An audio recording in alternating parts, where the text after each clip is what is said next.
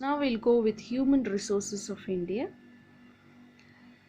So human resources means uh, people resources. The people living in a country is called humans, and they are the resources of a country. How?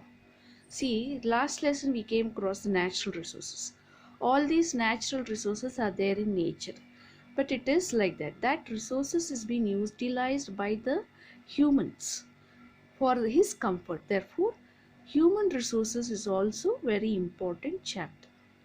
So like natural resources, the population is also considered to be the wealth of a country.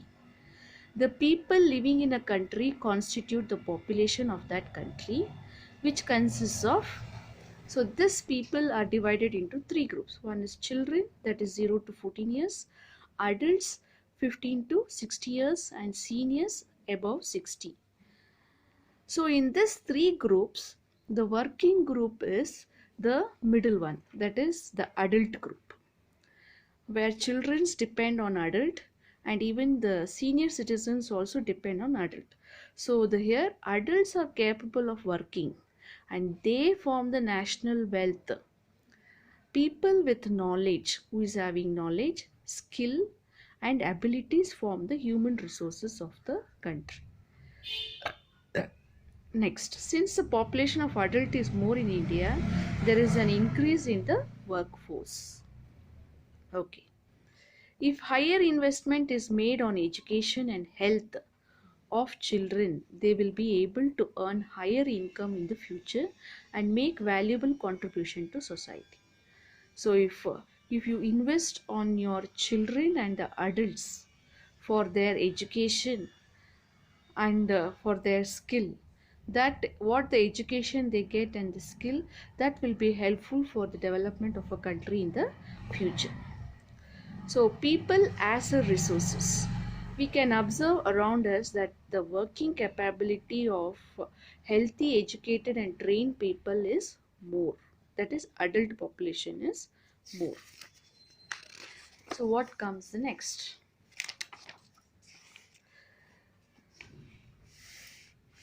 So as a result, human resources occupies greater importance in the production of goods and services than natural resources and material resources.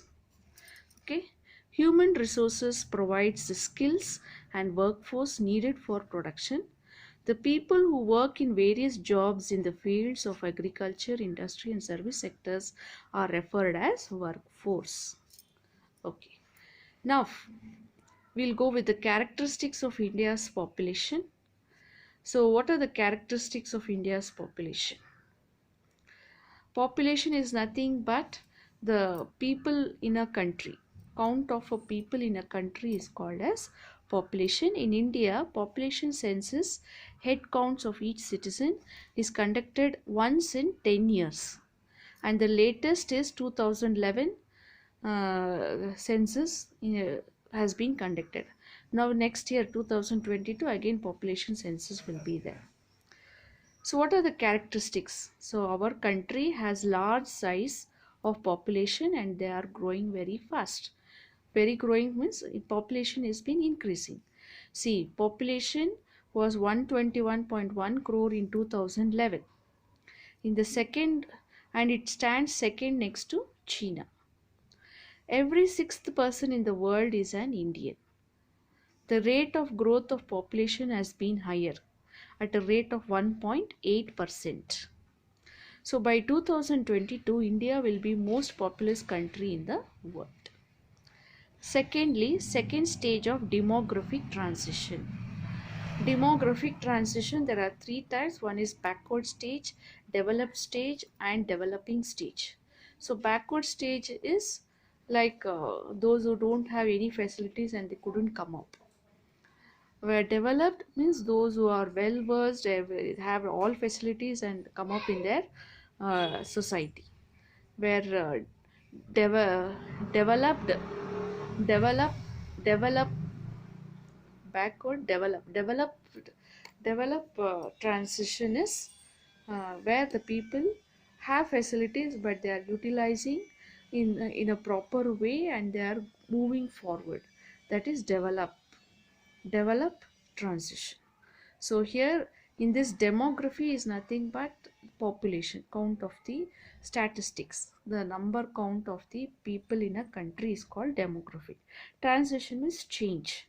So this change, India is now passing through the second stage, that is developing stage, where death rate is becoming lower, birth rate is becoming higher, and later it will become low also.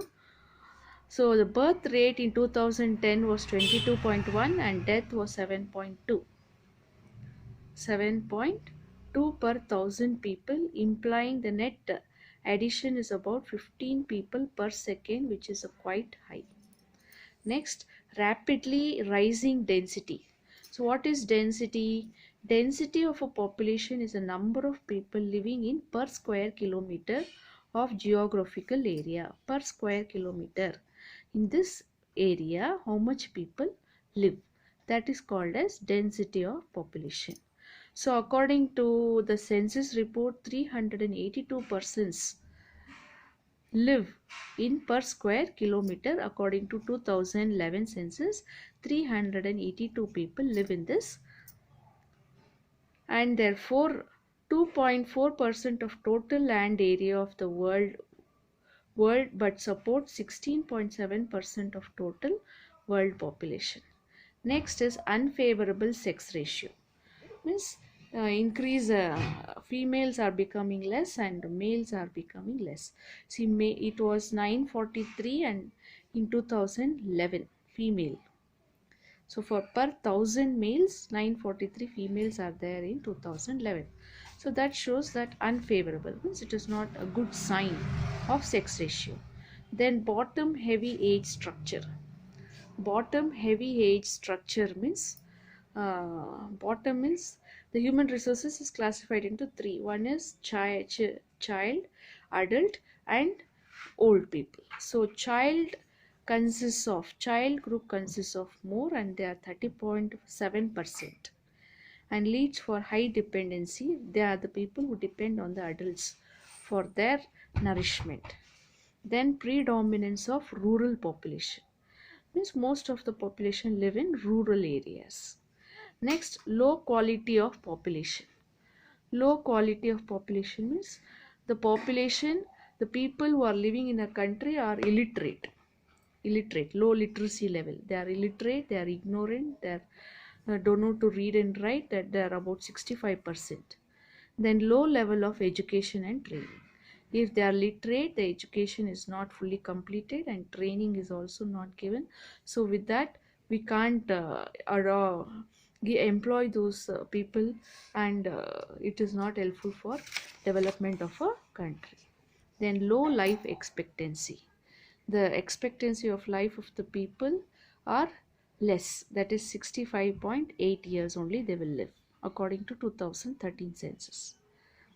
Low work participation rate.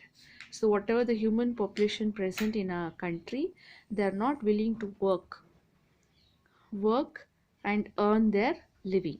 So therefore low work population. See, 39.8% in 2011 only are working. Overpopulation. So other than this, the population is more. See, this demographic transition, what I said, backward stage, developing stage, and developed stage. Backward stage are stage which they doesn't have any facilities and they are not coming up in the society. Developing starts growing and government provides better education, health facilities, and they're trying to control everything. They are called as developing stage. Developed stage are those who have all facilities and attain developed status. So this is about the human resources.